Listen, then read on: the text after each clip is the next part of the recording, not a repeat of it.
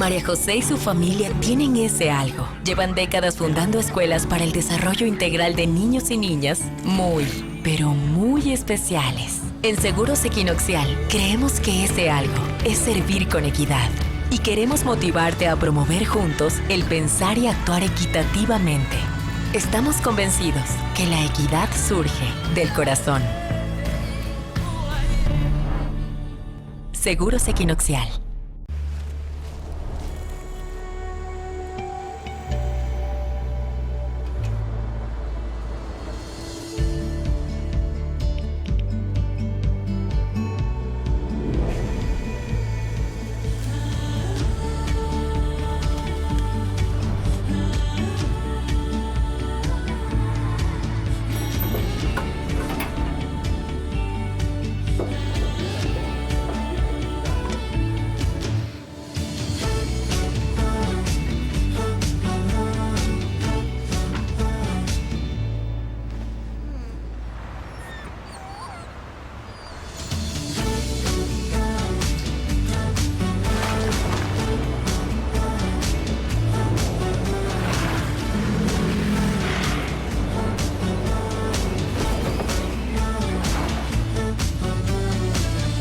Produbanco, en pro de ti.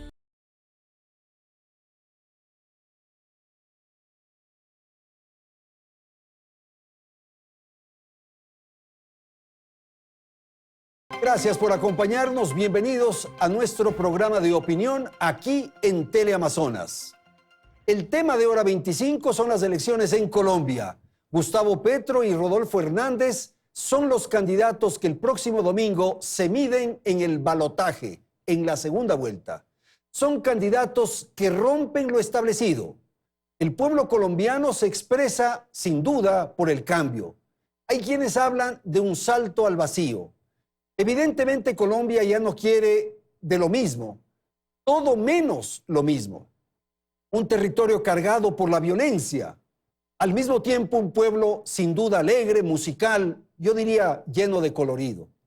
El interés por Colombia para el Ecuador va más allá de su vecindad. Nuestros invitados esta noche aquí en el estudio de Teleamazonas son, gracias a María Teresa Escobar, ella es la directora de Primicias. Gracias también a Alan Catey, analista de temas internacionales. Saludo la participación de Ivonne Telles.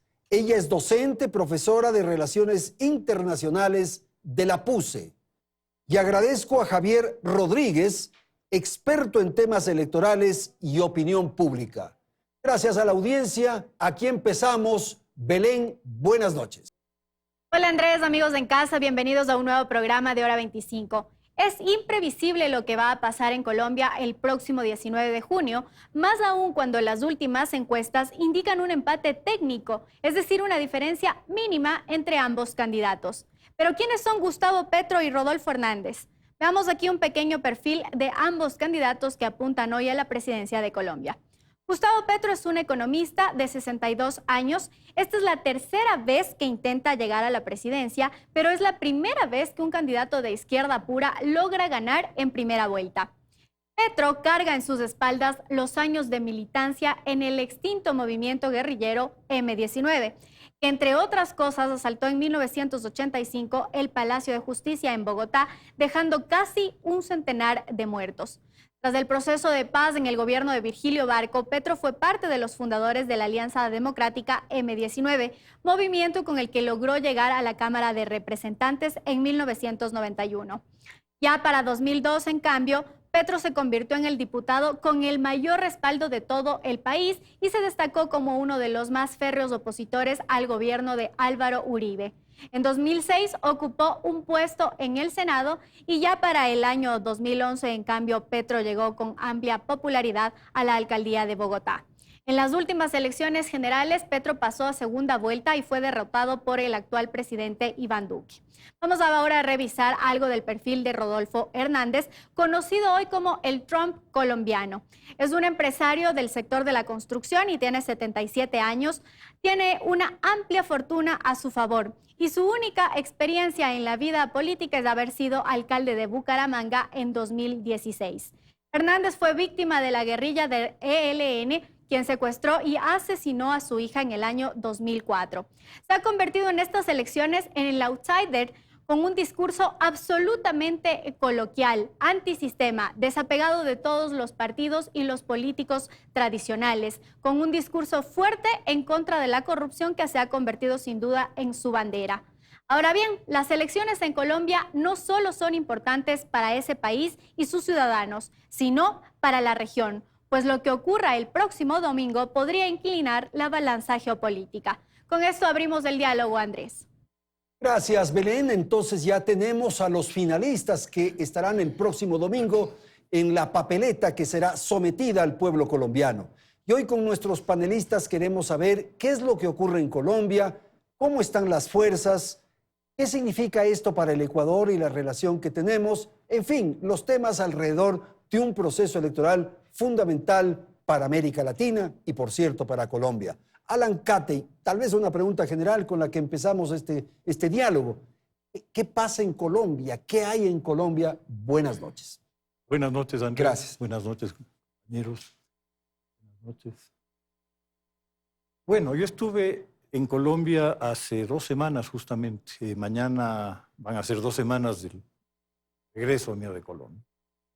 Y estuve visitando algunos sectores del país y obviamente, como soy curioso, conversando con la gente, tratando de conectarme un poco con la gente para tener una idea de cuál era el camino que se estaba más o menos trazando de cara a las elecciones.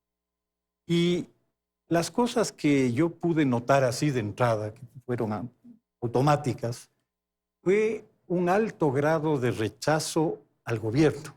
Es decir, un sentimiento de que el gobierno estaba haciendo mal las cosas. El gobierno de Duque. El gobierno actual, sí, que estaba haciendo mal las cosas, no había logrado responder adecuadamente a los retos que se le habían planteado al país a raíz de la pandemia, que no se estaba manejando debidamente una serie de temas, como es el caso de la migración.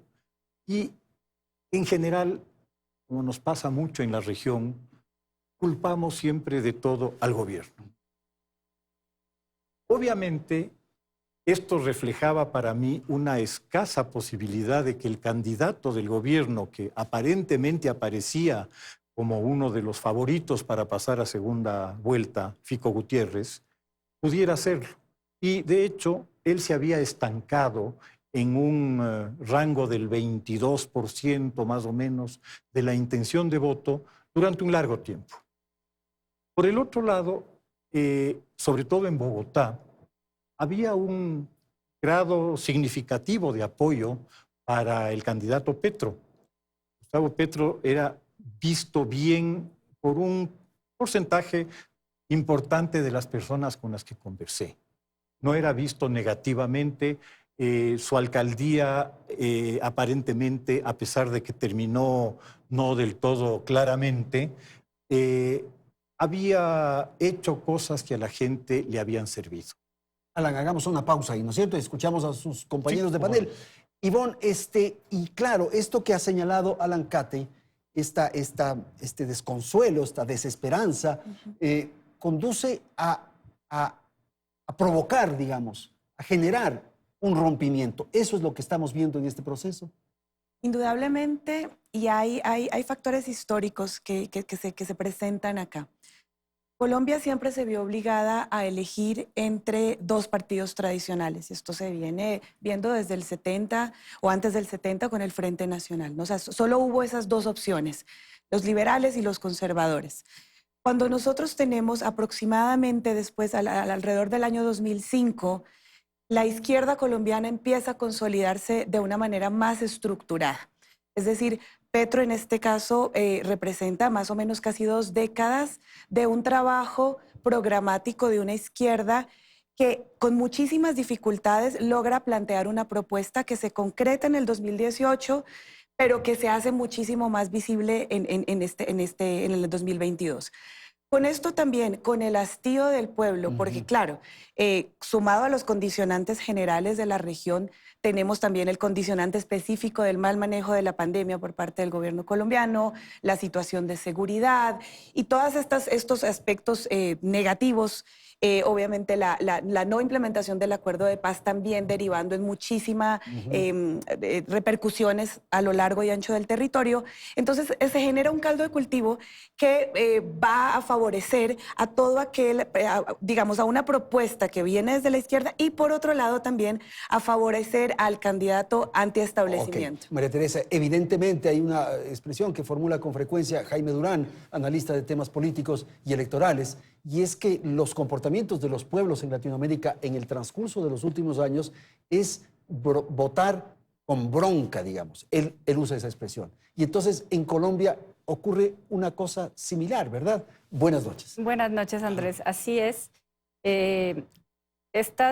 Esta primera vuelta lo que nos muestra es un hastío con la clase política, pero también hay una frustración muy alta. Y es que en Colombia se da un fenómeno muy grave, a mi forma de ver las cosas, y es la desaparición de la clase media. No es que desaparece completamente, pero la clase media colombiana, que tradicionalmente fue muy amplia, por eso el país políticamente era estable, pese a todos los retos que había, esta clase media se encoge, se queda sin empleo, empieza a desaparecer, y el país empieza a polarizarse, no solo políticamente, sino económicamente. Yo en el fondo de todo esto veo una polarización económica que se empezó a hacer evidente a comienzos de la década del 2000. Es decir, se convierte Colombia en una sociedad entre ricos y pobres y uno puede ver los índices de concentración del ingreso, que es el índice de Gini, y eso muestra que es uno de los países junto con Brasil donde más polarización hay entre ricos y pobres y donde la clase media ha sufrido más. Y es ese tipo de sociedad y ese tipo de países en donde empezamos a ver también este péndulo entre populismos de izquierda y derecha y donde se empiezan a abandonar las fuerzas moderadas y los debates de ideas y comienza lo que tú llamas como votar con esta bronca. Bronca, ¿no es cierto? Vamos a dar la palabra a Javier. Javier, ¿y quién es? O sea, ¿cómo entender las reacciones, los comportamientos de los votantes frente a estos dos finalistas? Buenas noches, Andrés. Buenas noches. Buenas noches, muchas gracias por la invitación. Buenas noches, igualmente. Gracias. Lo más interesante, creo yo, que hay que apuntar es que este no es el primer caso de la región en elecciones recientes en donde vemos que hay dos fenómenos parecidos que están ocurriendo. El primer fenómeno es que primero hay un vaciamiento del centro político. Los votantes están decantando por uno de dos extremos que están más o menos identificados, que además coinciden con dos polos de polarización política, ideológica y afectiva incluso de la sociedad. Y además, esto no es en toda la región, pero en algunos casos, en Colombia sí, en Chile también, coinciden además con una polarización regional. Hay regiones que claramente se decantan por un candidato versus el otro, y que además el voto que está manifestándose en las últimas horas, en los últimos días, digamos, antes de las elecciones, es un voto que le decimos sorpresivo. Después quisiera referirme un poco más a qué nos referimos con esto, por qué las encuestas no les capturan, etcétera. Pero es este voto sorpresivo que hace que el candidato menos esperado, menos asociado con el establecimiento, el candidato más antipolítica, es el que termina en los mejores lugares. Ahora tú, Javier, decías que esto se repite en otro país. ¿A cuál te referías? Estoy pensando en el espejo de Chile, por ejemplo. Es particular Chile, pero no es el único caso. O sea, Chile, Perú, Costa Rica, Ecuador, son elecciones en donde ha habido como sorpresas, digamos, entre comillas, electorales, en el sentido de que ha habido candidatos anti-sistema, anti-política, anti-establecimiento, anti-partidos tradicionales más o menos, que terminan teniendo un rendimiento electoral mejor que lo que las encuestas proyectaban hasta antes de la primera vuelta. Ahora, hay razones técnicas por las cuales eso ocurre, empezando porque en el marco de no estoy defendiendo ninguna encuesta, pero digamos, pensándolo como más técnicamente, el marco muestral de cualquier encuesta, para cualquier encuesta es difícil capturar esos votos precisamente que no tienen posiciones tomadas, asumidas, adoptadas, cristalizadas en favor de uno o de otro de los candidatos que más o menos están establecidos. Por eso es que hay sorpresas electorales últimamente. O sea, por eso vemos por qué no son sorpresas técnicamente, son votos que son invisibles, que no se los ver, no se los solamente los vemos el día de las elecciones. Ahora, Ivonne, el caso de Hernández es llamativo. Bueno. ¿Tú qué crees? ¿Qué pasa ahí? Hay una, creo que hay algo importante para considerar en Colombia. Es que el gran grueso de la población votante, considerando que el voto no es obligatorio en Colombia, es población joven. Esto ha sido determinante. ¿Por qué? Porque de todas maneras Rodolfo Hernández no utiliza las vías ordinarias, Claro. No llega por las vías ordinarias, ha rechazado el debate inclusive. Esto también le ha permitido exponer, que es la facilidad de las redes sociales, ¿no? Presentar planteamientos, pero sin sentarse a deliberar y argumentar sobre ellos. Y esto llega, por ejemplo, a través de esta plataforma TikTok, entre otras, a los jóvenes. Y los jóvenes que representan en este caso son los más afectados por una situación, lo mencionaba María Teresa, toda esta situación de desigualdad económica. Y con este mensaje, con esta expresión de bronca que decíamos hace unos instantes, y que bueno, que sea lo que sea. Yo creo que en el hastío de la imagen tradicional, de la política tradicional, el voto en este caso también antiduque y el voto antipetista, porque de todas maneras hay un castigo a la izquierda, pero y esto tiene una razón histórica dentro de Colombia. ¿Por qué la izquierda ha sido castigada? Porque de todas maneras los discursos que nosotros hemos tenido desde el origen de las guerrillas y desde el origen del proceso democrático viene acompañado de una violencia que se incrementa en los años 90 con el narcotráfico. Entonces esto hace que la izquierda se castigue, se asocie a un fenómeno no político ideológico, digamos en cuanto a libertades y otros planteamientos económicos, sino a una situación de seguridad directamente. Claro. Y de ahí la respuesta. La respuesta. Sí. María Teresa, ¿y qué pasa con Petro? Ya un poco esta ¿cómo le diría? Trivialidad del TikTok. Entonces es un candidato de TikTok. En el caso de Petro, ¿qué? Petro, curiosamente, él también apunta y tiene sus votantes entre los jóvenes. ¿Qué es lo que Petro cristaliza? Es la desesperación de una generación de jóvenes que no ve que el país se pacifique.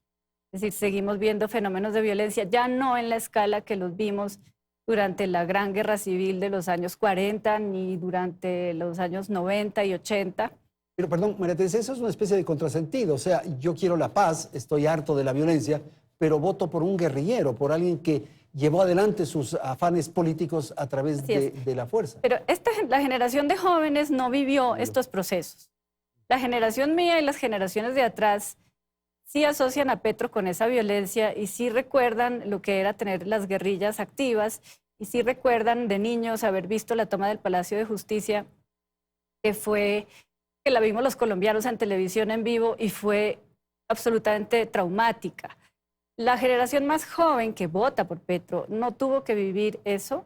¿Qué ven ellos en Petro? Ven una salida a estos partidos conservador y liberal que han ido cambiando de nombres, pero que finalmente son las dos fuerzas que han regido la política en Colombia desde casi la fundación del país. No votan por el guerrillero, no. Votan por la izquierda. Votan por la izquierda y es por eso que Petro dice que él prefiere que lo llamen revolucionario, que lo llamen exguerrillero, porque él conoce la carga psicológica que tiene en Colombia es ser exguerrillero. Ahora, los jóvenes también votan por Petro porque Petro propone un modelo de desarrollo muy diferente y muy alejado del capitalismo liberal que venían implementando los gobiernos en Colombia. Tal vez el último gobierno que hizo una socialdemocracia fue el de Samper, pero fue un gobierno caótico. Estamos hablando de mediados de los años 90. Un gobierno que fue interrumpido por escándalos de narcotráfico muy graves. Después seguimos una senda de un capitalismo liberal, yo no diría neoliberal, pero sí más ortodoxo. Y los jóvenes finalmente se encuentran excluidos, como se encuentran en muchos países de Latinoamérica y del mundo, del empleo. Gracias, María Teresa. Alan, y entonces, algo que refirió María Teresa en su intervención anterior, que es la clase media y el voto del centro, digamos así. Ahora se polariza Colombia, enfrenta a una propuesta de izquierda frente a un populismo incierto, que es lo de Hernández. Y hay el espejo de Venezuela, por favor. Sí, en general, cuando las sociedades empiezan a vivir estos procesos de polarización, las consecuencias de las polarizaciones suelen llevar a los países a enfrentamientos extremos. Hace 100 años, justo en octubre, vamos a recordar la marcha de Mussolini sobre Roma y el nacimiento del fascismo europeo. que nace justamente de la destrucción, de la pulverización de las clases medias europeas por las crisis económicas posteriores a la Primera Guerra. Y esa pulverización de las clases medias es lo que alimenta a los extremos. Y los extremos son los beneficiarios finales de esa votación y lamentablemente en el caso que estoy refiriendo, se condujo a los países a situaciones absolutamente lamentables, ¿no? La toma del poder en Italia por Mussolini, en el 33 por Hitler en Alemania y en toda Europa, porque no es solamente en estos dos países, ¿no? En España en el 39 claro. Con Franco y en el centro de Europa una serie de movimientos que alineados con el nacionalismo logran llegar al poder. Y por otro lado, en el otro extremo, en la Unión Soviética, también ha habido este mismo proceso de radicalización y esta lucha ideológica. Es lo que está pasando ahora en Latinoamérica y que se agudizó a raíz de la pandemia.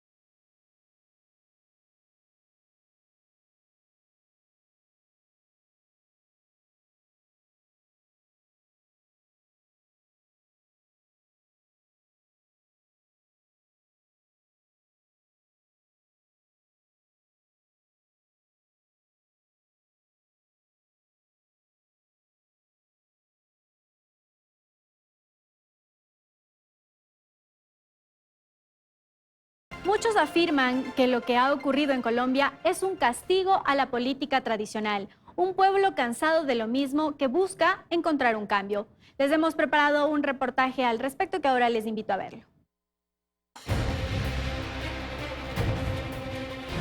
El cambio dejó de ser un eslogan de los candidatos y se convirtió en el imperativo de los colombianos. Por primera vez en 20 años, no gana un candidato uribista en primera vuelta.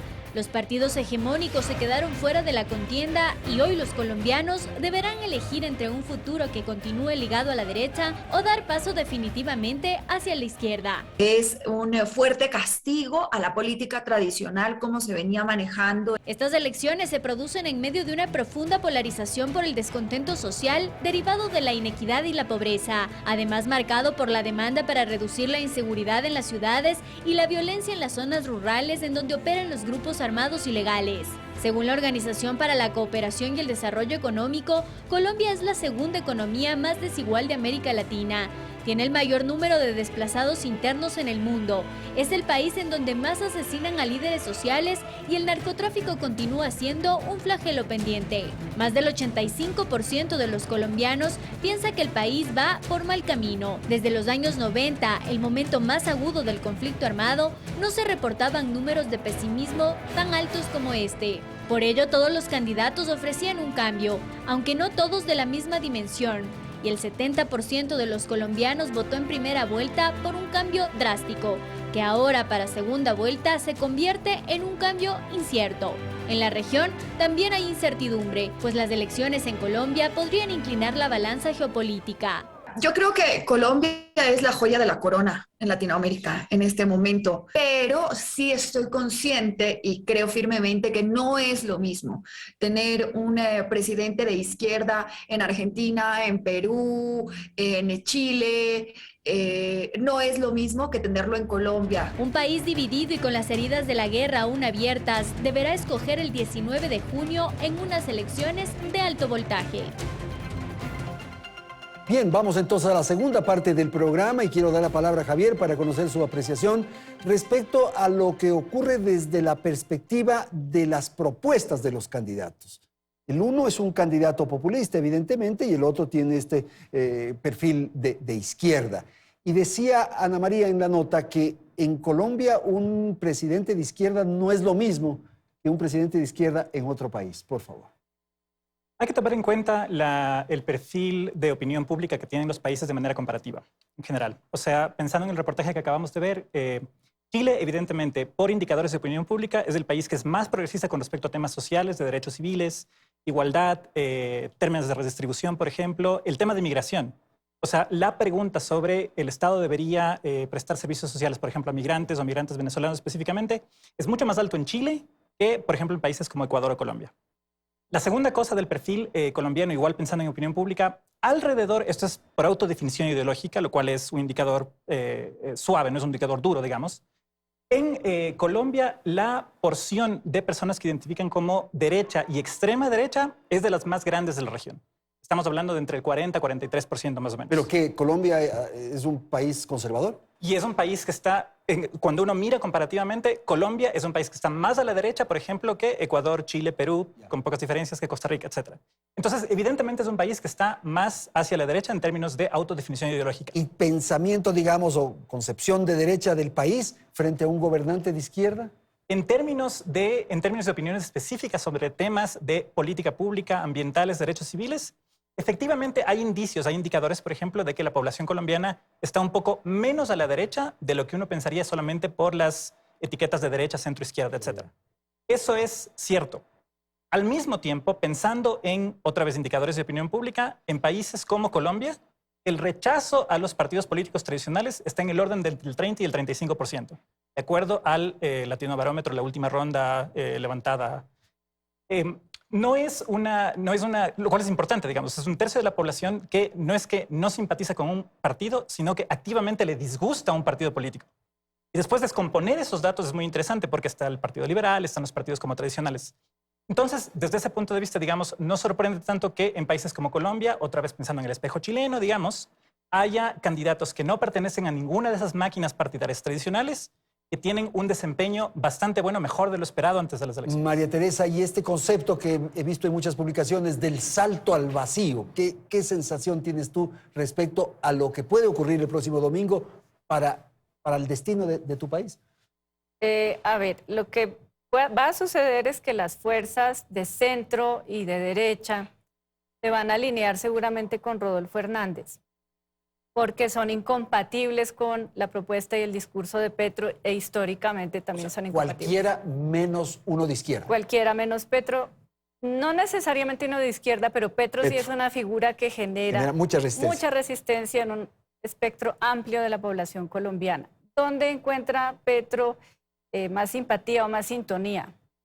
Precisamente en esos departamentos, en esas regiones más olvidadas del país, en donde más se siente la violencia y en donde más se siente que el proceso de paz, el acuerdo de paz que hubo con la guerrilla de las FARC, que es de las más antiguas de Colombia, no fue implementado totalmente. La gente tenía unas expectativas muy altas de que el país se iba a pacificar. Y es en esas regiones en donde se ve la violencia, en donde hay asesinatos de líderes comunitarios, en donde estas expectativas, digamos, no fueron llenadas. Ahí es donde Petro cosecha votos. ¿Dónde cosecha votos Hernández?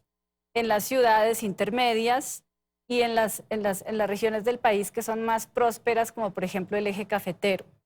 Ahora, Colombia tiene una industria, un empresariado, un grupo activo de economía muy poderoso. ¿Qué va a ocurrir cuando gane Petro? Esa es una buena pregunta porque Colombia es un país de gremios. Los gremios en Colombia son muy poderosos.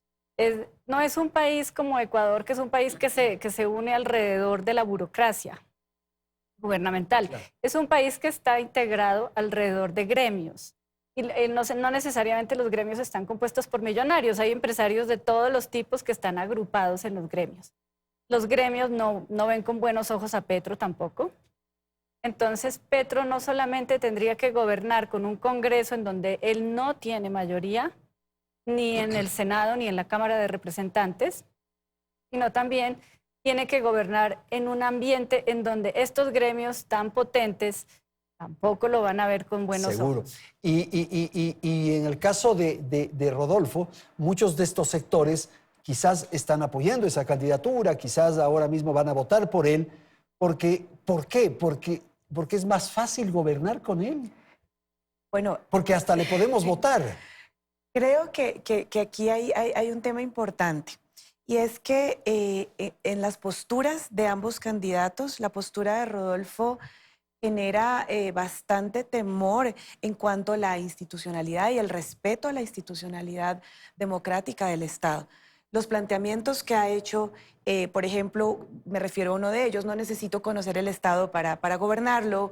Los planteamientos, por ejemplo, frente a la población pero femenina. no asustan, Ivonne, porque lo otro es que me van a quitar mi empresa, que van a nacionalizar mi negocio, que van a estatizar. Prefiero que bueno, lo que ha dicho es que las mujeres se queden en las casas. Bueno, además de ello, que hay un planteamiento frente a la postura femenina, ¿no? A la votante femenina. Pero el tema es que, como se ha logrado satanizar bastante bien a la izquierda colombiana a lo largo del tiempo, y con esta creación del discurso castrochavista, ¿no? Y nos pareceremos a Venezuela, y cualquier alternativa que sea distinta nos va a nosotros a deteriorar como país. Entonces, esto ha logrado calar muy bien en todo este sector empresarial, en todo este sector tradicional, pero es que esto también tiene unas respuestas o unas explicaciones históricas.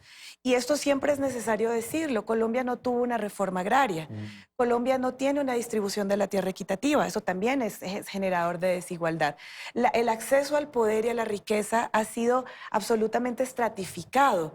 Entonces, ¿qué es lo que ha pasado?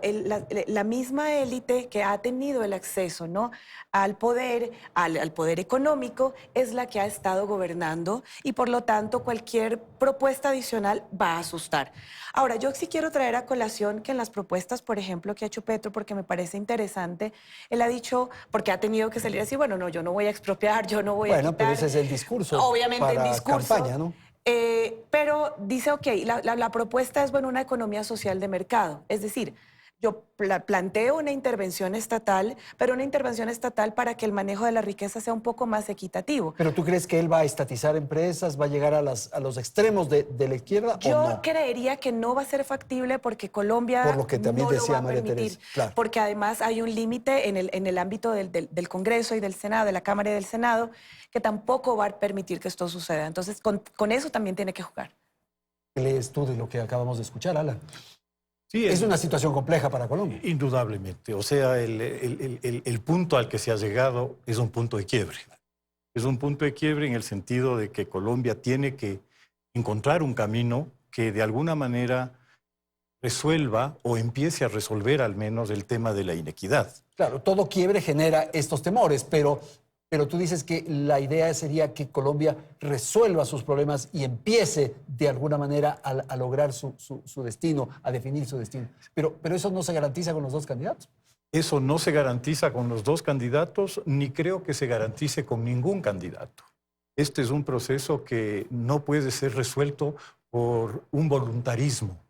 Y un poco la preocupación que yo encuentro con ambos candidatos es justamente ese problema, el voluntarismo. Es decir, esa creencia en alguna forma de predestinación. Yo estoy aquí para salvar al país. Y ese es el arranque de todo populismo. Ese es el camino directo a los populismos y a los populismos más extremos que hemos podido ver que se han producido en otras partes. ¿Y cuál es el riesgo desde tu perspectiva? Justamente el tema de la desinstitucionalización, que es una postura también, muy clara que ya postuló Hernández. Y también hay en el discurso de Petro y en la política de esta especie de sucesión del socialismo del siglo XXI, esta noción de refundación del país. Es decir, todo lo anterior hay que destruirlo, todo lo anterior no sirve, hay que empezar de cero, asamblea constituyente, de eliminación del Congreso porque no tengo mayoría, y ir a buscar algún tipo de salida poco ortodoxa, digamos, al camino. María Teresa, y en esta campaña que está por concluir, el próximo domingo ya será la final, ¿qué rol han jugado, por ejemplo, los grupos subversivos, las guerrillas que están ya casi desmanteladas, pero están activas, los carteles del narcotráfico? ¿Qué está ocurriendo con ellos?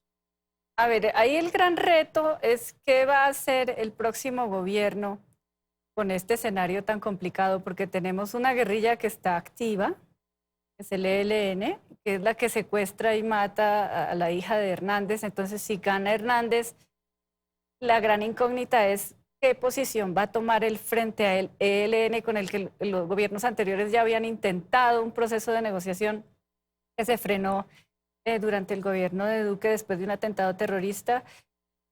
¿Cuál va a ser la posición, por ejemplo, de Petro frente a los grupos armados que están en la frontera con Ecuador o con Brasil? Pero, por ejemplo, los niveles de narcotráfico, de gestión del narcotráfico, ¿van a estar plenos o qué será? ¿O es también una Petro incertidumbre? hay un capítulo interesante, por ejemplo, en la historia política de Petro, y es que él es uno de los primeros senadores que denunció la narcopolítica. Entonces allí ya se ve que él no tiene tanta tolerancia al narcotráfico como la tuvo Chávez o la puede haber tenido el gobierno de Maduro. Hay narcopolítica, desde luego, o sea, el narcotráfico permea todo.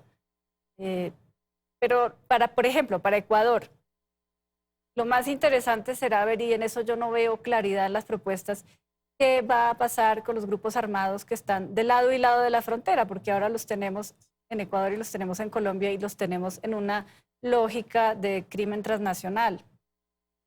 Esa elección es vital para Ecuador en ese sentido.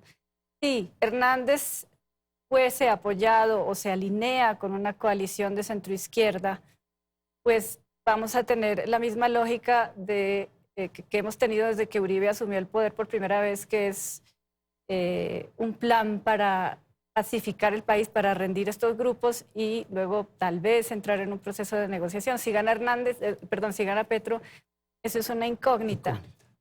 No sabemos cuál va a ser su política de implementación de los acuerdos de paz que ya se lograron, pero que no se han materializado todavía. Alan, la relación Ecuador-Colombia frente a este escenario político electoral. Sí, es la relación de Ecuador-Colombia, pero va más allá. Es decir, en este momento, los retos más importantes que está enfrentando la región son el crecimiento de la influencia y el poder del crimen organizado en las sociedades que van desde México hasta la Argentina.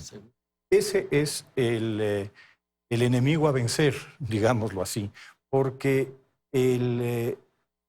la existencia de este creciente poder, de este poder que va en aumento, de este poder que va controlando ya espacios importantes de poder político, de poder judicial, de penetración a la policía, a las Fuerzas Armadas, es realmente el riesgo más grave que está enfrentando la región.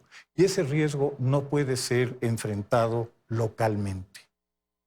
Estamos hablando de una multinacional, tu término, una multinacional del crimen, una multinacional del crimen organizado que lo que busca es, por vías indirectas, el control y la impunidad.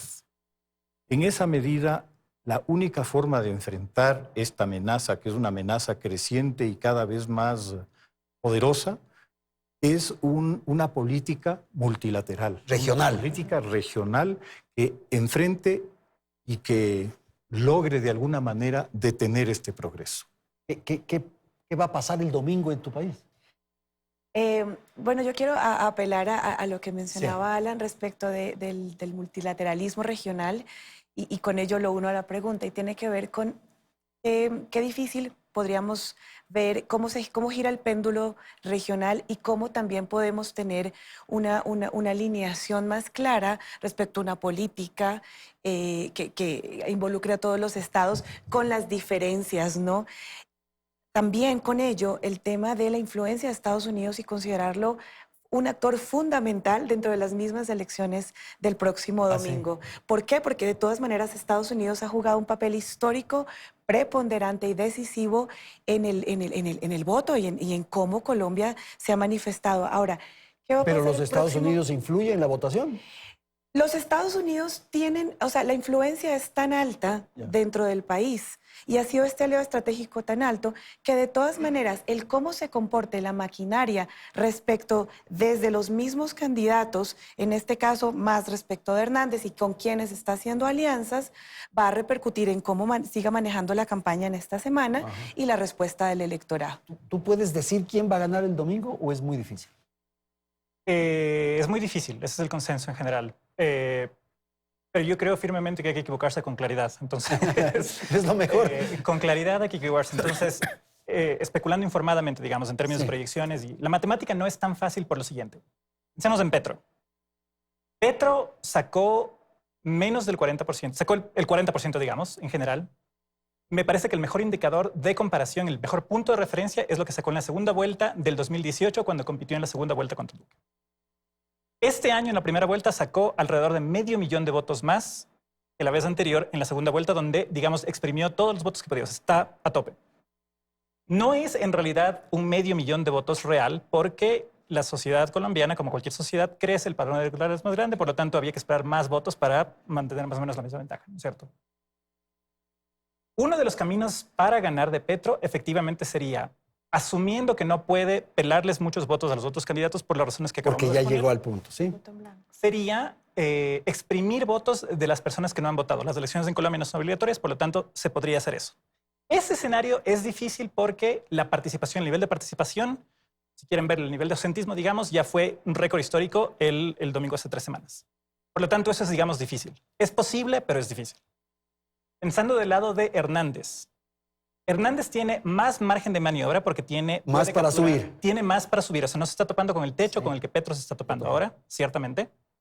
Por otro lado, él se está encargando de perder un poco de apoyo, como estamos viendo en el tracking. Ahora, el tracking que seguramente todos hemos visto, yo no creo que es necesariamente porque Petro está sumando, sino más bien creo que es porque la matemática funciona de tal manera que el porcentaje de Petro sube porque en realidad Hernández está perdiendo.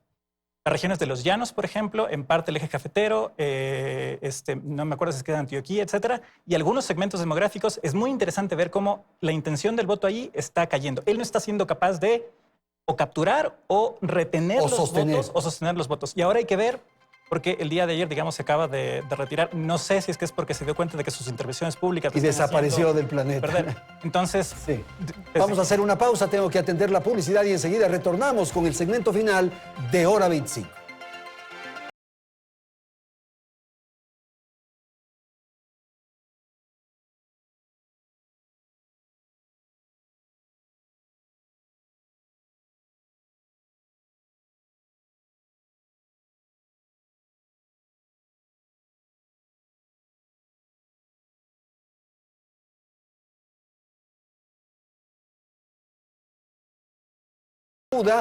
Hernández ha desaparecido, está, entiendo, en Miami, ha dicho que no quiere regresar porque tiene amenazas de muerte, sin embargo hay una exigencia para un debate. ¿Qué es lo que va a ocurrir en estas horas? Bueno, unido a la incertidumbre que tenemos respecto de qué va a pasar, pero hay algo importante. Hace 2 días o 3 días se instaura una tutela que para quienes nos escuchan es un mecanismo de protección, un mecanismo judicial de protección de derechos constitucionales. ¿Qué es lo que se alega? Que el pueblo colombiano tiene el derecho a elegir y ser elegido, y en esa línea no se pueden disociar los candidatos de los debates. Entonces, está la tutela interpuesta y yo creo que es cuestión de horas, porque esto no va a depender de días hábiles, para que se decida. Si es que la tutela falla a favor, entonces los 2 candidatos tendrían que sentarse a debatir. Y en caso de que Hernández no asista, puede ser descalificado. Probablemente tendría que, se enfrentaría a situaciones en el tema electoral, entonces tendría que asistir. Esto podría pesar, ¿por qué? Porque de todas maneras Petro es un candidato viejo, cuenta con Francia Márquez, que tiene también digamos, elocuencia y una buena llegada.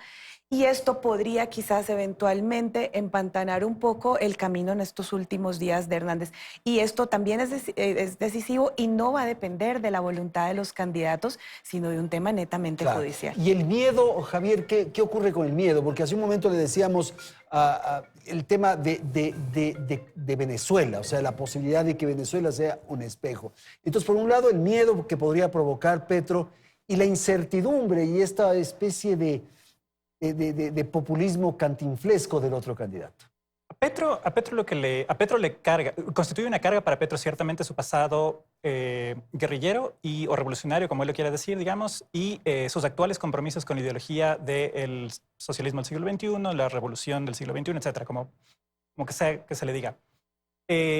Eso está, digamos, ya cristalizado en la distribución de votos que ya vimos en la primera vuelta. O sea, hay una zona del país, hay la mitad del país que está votando por Petro porque asume estas reivindicaciones más progresistas, etcétera, que son mayormente urbanos, mayormente jóvenes, mayormente educados, de un ingreso, de un nivel socioeconómico un poco superior, digamos, en las ciudades grandes, como apuntaba María Teresa, por cierto.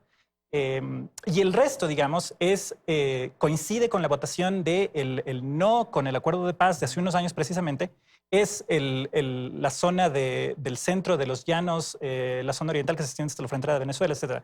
Eso le pesa. Yo creo que ese tipo de polarización electoral, de opciones electorales que está cristalizada de manera regional, lo cual sí es un poco único, digamos, en perspectiva regional comparativa, eso creo que le va a pesar. Es un peso grande es una barrera que es bastante difícil de franquear. Claro. Y la gobernabilidad finalmente, después de este proceso electoral, una vez que tome posesión cualquiera de los dos, la gobernabilidad, María Teresa. Están complicados ambos porque quien tiene mayoría en el legislativo son los partidos tradicionales. Está más complicada para Hernández porque él solo tiene 2 representantes en la Cámara, él no tiene partido. Entonces, si él resulta electo con una coalición de los partidos tradicionales, puede terminar siendo un rehén de los partidos. Para Petro le tocará y le ha tocado de moderar el discurso, porque ¿qué pasa con Petro? Él tiene un voto duro y ese voto duro tiene un techo. Por eso a él le cuesta tanto trabajo ir sumando nuevos votos. El debate, si se da entre estos dos candidatos, va a tener una influencia porque Petro es un hombre preparado. No se puede decir que Petro no sea un hombre estudioso ni preparado de la política, al contrario de Hernández. Pero yo creo que ahora no estamos hablando de un debate de ideas, y eso es lo triste, sino que estamos hablando de unas elecciones que se van a definir tal vez por primera vez en la historia de Colombia por sensaciones de rabia o de frustración o de rechazo, porque Petro genera rechazo en otro grupo de la población que tiene otro tipo de voto duro. Claro, y esta es la cosa que va a ocurrir, o sea que muchos van a votar por Hernández para que no gane Petro. Sí, pero no solo van a votar en contra de Petro y no van a votar a favor de Hernández, sino que van a votar por la emoción. Van a votar porque el señor Hernández sufrió la lamentable muerte de su hija a manos de la guerrilla. Entonces, son elementos emocionales que van a ser muy importantes al momento de decidir el voto, y cuando la emocionalidad entra en la política, cualquier cosa puede pasar. Pero podemos señalar lo que dijimos al empezar. Bueno, que se friegue todo. Sí, puede pasar esa Habrá decisión muchos de votantes decir, que están. Ok, después de mí el diluvio, que pase lo que tenga que pasar. Y yo reservo mi metro cuadrado de protección y que no me moleste. Y esa actitud también es una actitud que la vi mucho. Y una actitud de mucho, a la vez que desinterés, una certeza de que con cualquiera nada va a cambiar. Esa actitud la vi en mucha gente, y eso me preocupó, porque a la vez vi cosas extraordinarias, ¿no? El día que fui al Museo de Oro en Bogotá, realmente me emocionó mucho ver a cientos de niños visitando el museo, mirando las exposiciones, conociendo a su país. Me pareció una cosa maravillosa. Hermoso. No, además Colombia es un pueblo hermosísimo, Sí, y sin duda. es. Y esta referencia que hace Alan me parece que es la que vamos a terminar. Quiero el cambio, pero sé que con cualquiera de los dos no va a haber el cambio. Eso es lo que va a suceder. No sé si tengo una rondita más y puedo... 30 segundos, rápidamente, así mismo una expresión final. Por favor, si quieres decir algo. Estamos en realidad en un escenario de incertidumbre, ciertamente, pero muy interesante, en donde, digamos, el desenlace de una elección es importante por un montón de cosas, para las implicaciones para el país, para el Ecuador, etc. Pero lo que está ocurriendo, lo que está permitiendo que estos fenómenos electorales se den, me parece que hay que poner atención. Polarización, ciertamente, incremento en niveles de desigualdad, sentimiento antipolítica, anti-establishment. O sea, son elementos para pensar en general la política en la región. Rápidamente, Ivonne. Bueno, yo esperaría que podamos disociarnos un poco los colombianos del voto solamente de simpatizantes, ¿no? Y podamos ser ciudadanos un poco más informados. Hay muchos procesos, muchas responsabilidades históricas, acuerdo de paz, procesos de transición, digamos, dejar un poco el narcotráfico o poder enfrentarlo de una manera distinta y un proceso más equitativo. Entonces, esperemos que este voto emoción de todas maneras tenga un componente de voto informado, de manera tal que la democracia por lo menos haga... Alan, rápidamente un mensaje final. Lo que veo es un fenómeno regional de decepción con la democracia. Y eso sí es preocupante. Yo quiero terminar con la nota positiva. Yo no creo que Colombia se lance a este nihilismo de que se acabe todo y que se vayan todos, porque el colombiano es un personaje que quiere mucho a su país. La sociedad civil colombiana es muy fuerte. Pese a la polarización económica, pese a la polarización política, la sociedad civil colombiana tiene unos lazos muy potentes. Por eso el país tiene también esa institucionalidad tan fuerte. Y es una sociedad civil que ha soportado muchísimos retos, muchos conflictos, muchos momentos difíciles, y eso ha creado unos nexos que no pienso que se vayan a romper. Y no creo que el país se entregue al nihilismo. No se ha entregado en las peores épocas. No creo que se entregue ahora. Perfecto. Muchísimas gracias a nuestros panelistas, a la audiencia. Gracias por habernos acompañado. Felicidades. Nos vemos el próximo domingo.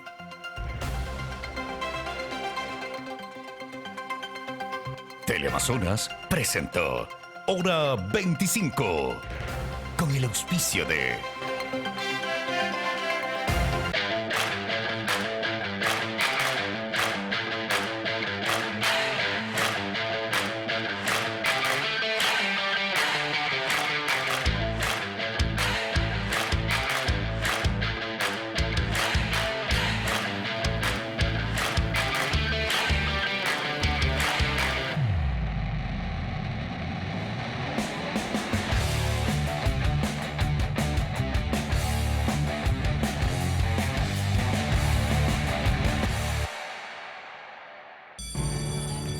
María José y su familia tienen ese algo. Llevan décadas fundando escuelas para el desarrollo integral de niños y niñas muy, pero muy especiales. En Seguros Equinoxial creemos que ese algo es servir con equidad. Y queremos motivarte a promover juntos el pensar y actuar equitativamente. Estamos convencidos que la equidad surge del corazón. Seguros Equinoxial.